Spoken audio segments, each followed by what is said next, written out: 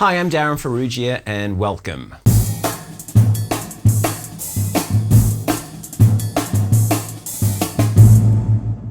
A few weeks ago we had a lockdown here in Melbourne, and so I used the time that I had away from doing gigs and teaching to finish off some recording projects for some clients. Now, as much as I love recording, one of the issues that I have with it is that I'm putting myself under the microscope, and therefore I start to hear things about my playing that constantly bug me. And in one particular instance, I was playing a groove, I listened back to it, and I really wasn't happy with it. And so I thought, well, before I do the next take, just let me play that groove and blow on that groove for a few minutes, and it started to feel good.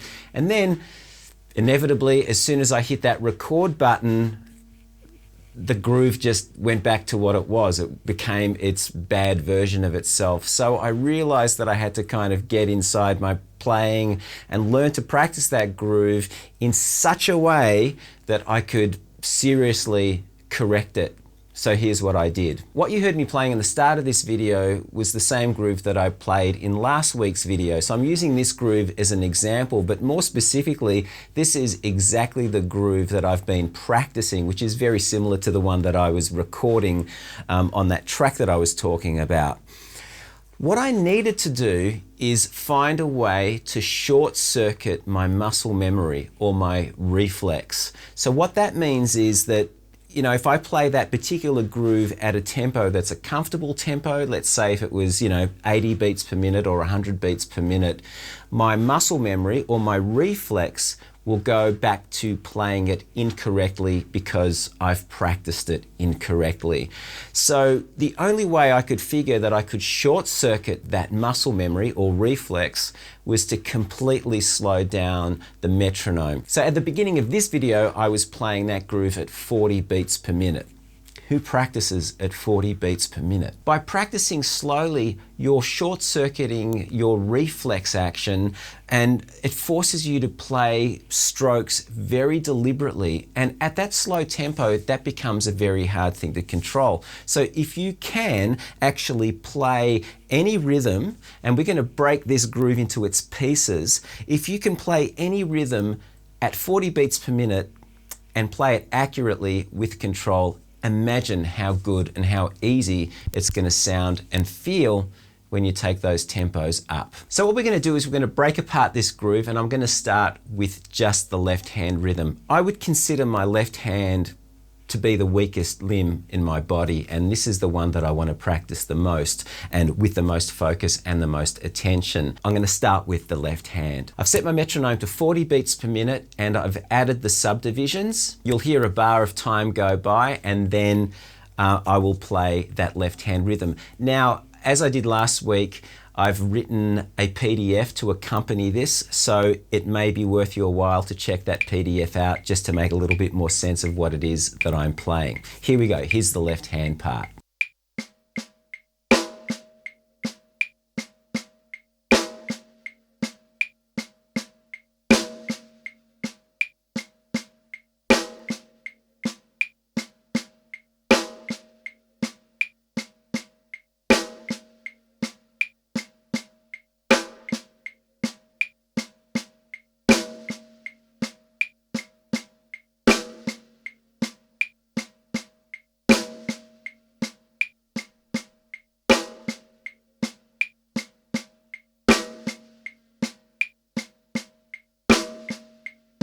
I'll play that for 5 minutes, and focusing on the dynamics. As I spoke about last week, I try to keep the non-accented notes at about 5 centimeters or 2 inches if you live in an imperialist country. And my backbeats, my accents, are played as rim shots. So I'm kind of focusing on keeping those sounds as consistent and as good as I can. So after 5 minutes of that, I'll introduce the bass drum. So now we've got snare drum and bass drum. There's a reason why I'm focusing just on the bass drum and the snare drum. I've talked about this in previous videos, but if you're a right-handed, right-footed drummer, then the relationship between those two limbs is a little weak, especially when the right hand isn't playing. So I like to practice a lot of grooves with just the kick and the snare drum first to strengthen that relationship. So I'm going to add the rhythm to the bass drum. So now it's just bass drum and snare drum. Same again, 40 beats per minute, and normally I would play this for 5 minutes.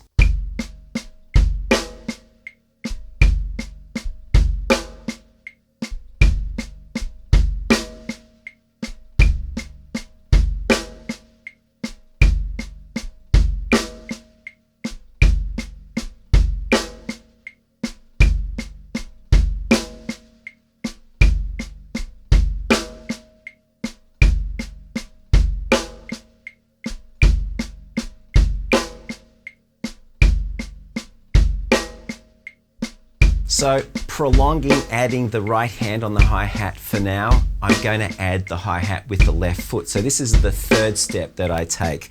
I'm going to add the hi-hat to all the upbeats, all the ands, 1 and 2 and 3 and 4 and. If you like, you can actually play 8th notes on the hi-hat, and I will begin doing that, but this one's one in particular that I need to work on. So we've got snare drum, bass drum, and now the hi-hat foot. Same deal, 40 beats per minute and 5 minutes of this.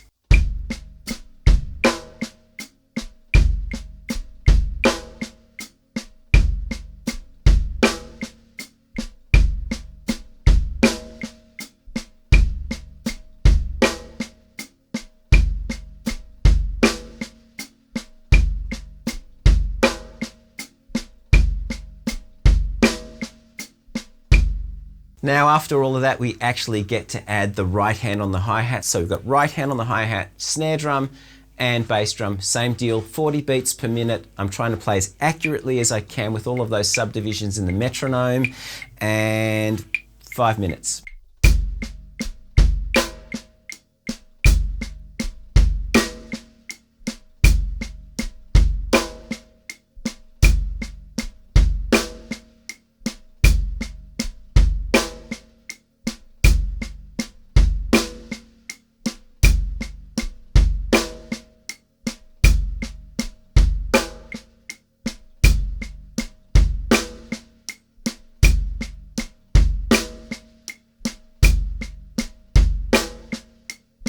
Now the final step in this is being able to transition from playing my right hand on the hi-hat to then moving my right hand to the ride cymbal. And when I do move the right hand to the ride cymbal, I will then reintroduce my left foot playing on all the upbeats. I practice this by playing 1 bar of each. Now, in the real world, you're not going to really do that, but this is practice. So the reason why I'm, playing this for 1 bar of each is so that I can increase the frequency of transitions. I don't want to have to wait 2 bars or 4 bars, especially at this tempo, before I change my right hand to another surface. So this is just a really great practice method of training yourself to go from the hi-hat to the ride cymbal and really focusing on keeping the time and the accuracy, especially a kick and snare, as even and accurate as possible. So again, this will be 5 minutes.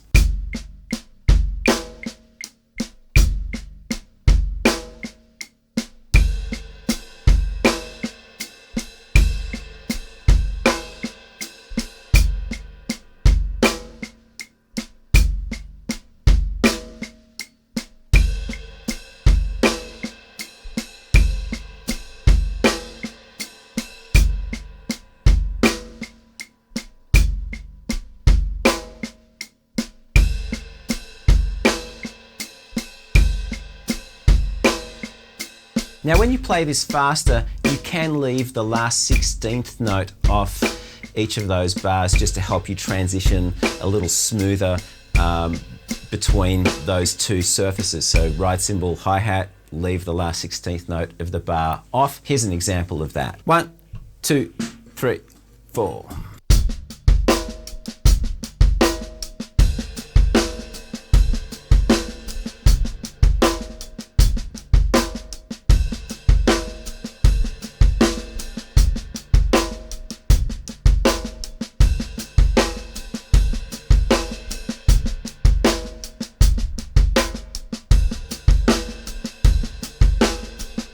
Now, I can say with all honesty that when I started practicing this way, it wasn't as accurate as it is becoming now. So what you hear today is a lot more accurate and a lot easier than when it was when I started. It takes a lot of patience to practice this slowly, and if you want to challenge yourself, go even slower. Start 35 or 30 or 32 or 33. But 40's been a really great tempo. And what I did was I worked my way back from 60. I was trying to find a tempo that really forced me to be very deliberate about every stroke I played. So, 60, 63, 65, kept working my way back, and 40 was actually really good. So I'm enjoying practicing this tempo. Now, as you increase the tempo, this groove is going to feel a lot easier to play, especially if you focused on, the accuracy and control at 40. So I'm going to just try a few different tempos here, and they're going to be pretty random. So this first tempo is going to be 47 beats per minute.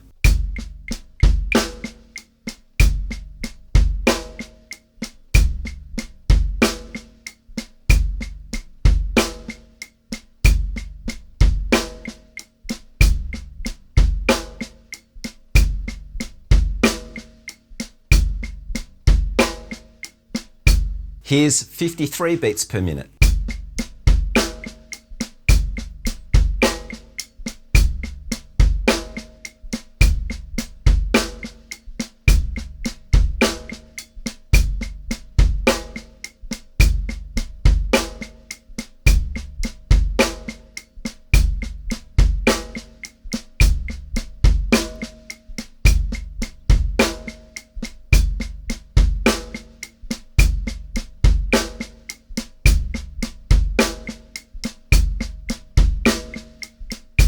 .67 BPM.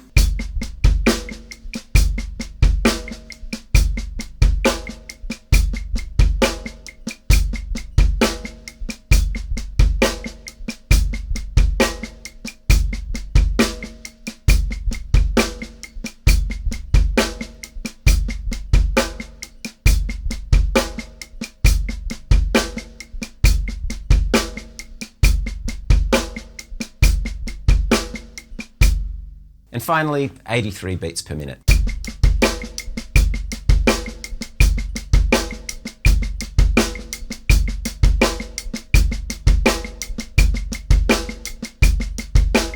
So if you play each of those exercises for 5 minutes, it's going to take you 25 minutes plus whatever breaks in between. So there's a half an hour of practice there. If you don't have the time to do that or the patience, maybe 4 minutes each or 3 minutes each. I can guarantee you playing at 40 beats per minute is not only going to improve your accuracy and control, but it's also going to do wonders for your concentration. So that's it. That's the exercise. I hope this is of some help to you. Try it out for a few days. Maybe try it out for a week. I'm really keen to hear how you respond to this, and if you notice an improvement in the accuracy of anything that you're practicing. It could be any type of groove or even maybe a fill or a pattern around the drum set. Remember, it's all about control. I hope you like this video, and I hope this information is of some use to you. If you like it, give it a thumbs up.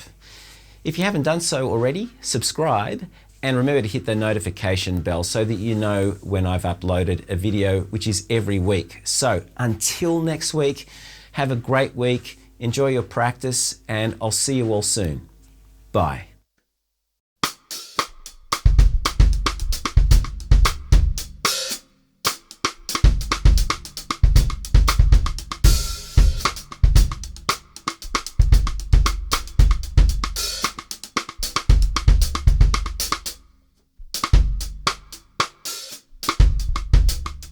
Let me say all of that again. I need to blow my nose.